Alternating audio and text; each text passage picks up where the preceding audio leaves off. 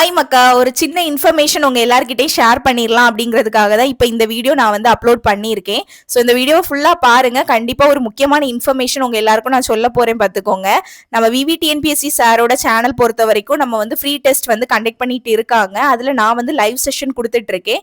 Question and answer session வந்து நம்ம conduct பண்ணிட்டு இருக்கோம். இந்த லைவ் செஷன்ல பாத்தீங்கன்னா நம்ம வந்து 3 டெஸ்ட் வந்து கம்ப்ளீட் பண்ணி முடிச்சாச்சு. ஸோ எல்லாரும் எங்கிட்ட ரிப்பீட்டடா கேட்ட விஷயம் என்ன அப்படின்னா, சிஸ்டர் நமக்கு ரிவிஷன் ஒன்று இருந்தா நல்லா இருக்கும் சிஸ்டர், ரிவிஷன் டெஸ்ட்டுக்கு ஏதாவது பிளான் பண்ணுங்க சிஸ்டர் அப்படின்னு சொல்லிட்டு நிறைய பேர் எனக்கு வந்து கமெண்ட்ஸ் பண்ணியிருந்தீங்க.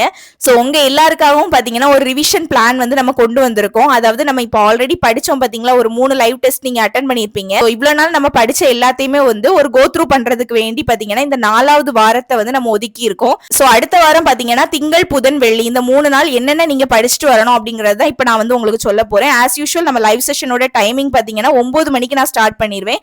நைட் 9 மணி வரைக்கும் உங்களுக்கு படிக்கிறதுக்கான டைம் இருக்கு. நீங்க நல்லா வந்து ரிவைஸ் பண்ணிட்டு இதுக்கு முன்னாடி வந்து அதாவது நம்ம லைவ் டெஸ்ட் வந்து கண்டக்ட் பண்ண டைம்ல ஏதாவது லெசன் நீங்க படிக்காம மிஸ் பண்ணிருந்தீங்க அப்படின்னா கூட உங்களுக்கு பிரச்சனையே இல்லை. இந்த ரிவிஷன் டைம்ல பாத்தீங்கன்னா நீங்க நல்லா வந்து படிச்சுக்கலாம். உங்களுக்கு நல்ல கோ த்ரூ பண்றதுக்கான ஒரு டைம் பீரியட் தான் இதை ஒதுக்கி இருக்கும். இந்த 4வது வாரத்தை நல்லா யூஸ் பண்ணிக்கிட்டு இதுக்கு முன்னாடி நீங்க படிக்காம விட்டிருந்த லெசன்ஸை கூட நீங்க கவர் பண்ணிக்கலாம். சோ அதுக்கான பிளான் தான் இப்ப நான் உங்ககிட்ட சொல்ல போறேன். சோ திங்கக்கிழமை பாத்தீங்கன்னா டெஸ்ட் 1 ஃபுல்லாவே நீங்க வந்து ரிவைஸ் பண்ணிட்டு வர மாதிரி இருக்கும். டெஸ்ட் 1க்கான ஷெட்யூல் ஆஸ் யூஷுவல் நீங்க படிச்சதா உங்க எல்லாருக்குமே தெரிஞ்ச விஷயம் தான். சோ டெஸ்ட் 1 ஃபுல்லாவே நீங்க வந்து ரீரீட் பண்ணி ரீரிவைஸ் பண்ணிக்கிட்டு நல்ல தரவா வந்து இது ஒருவேளை சில பேர் வந்து படிக்காம கூட இருக்கலாம். ஏதாவது ஒரு லெசனை டைம் பத்தாம ஏதாவது மிஸ் பண்ணிருப்பீங்க. சோ அந்த லெசனை நீங்க வந்து இப்ப படிச்சுக்கலாம், பிரச்சனையே கிடையாது. தரவா பாத்தீங்கன்னா டெஸ்ட் 1 வந்து ரீரிவைஸ் பண்ணிக்கிட்டு நீங்க வந்து லைவ் செஷன் அட்டன் பண்ணுங்க. நான் வந்து ரேண்டமா எப்பவும் போல உங்களுக்கு வந்து கொஸ்டின் கேட்பேன்.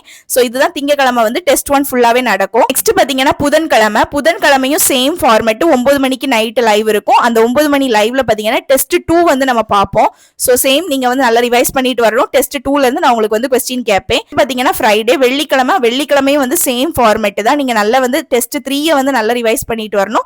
நான் உங்களுக்கு வந்து கொஸ்டின் கேட்கற மாதிரி இருக்கும். சோ இதுதான் வந்து ஃபார்மேட்.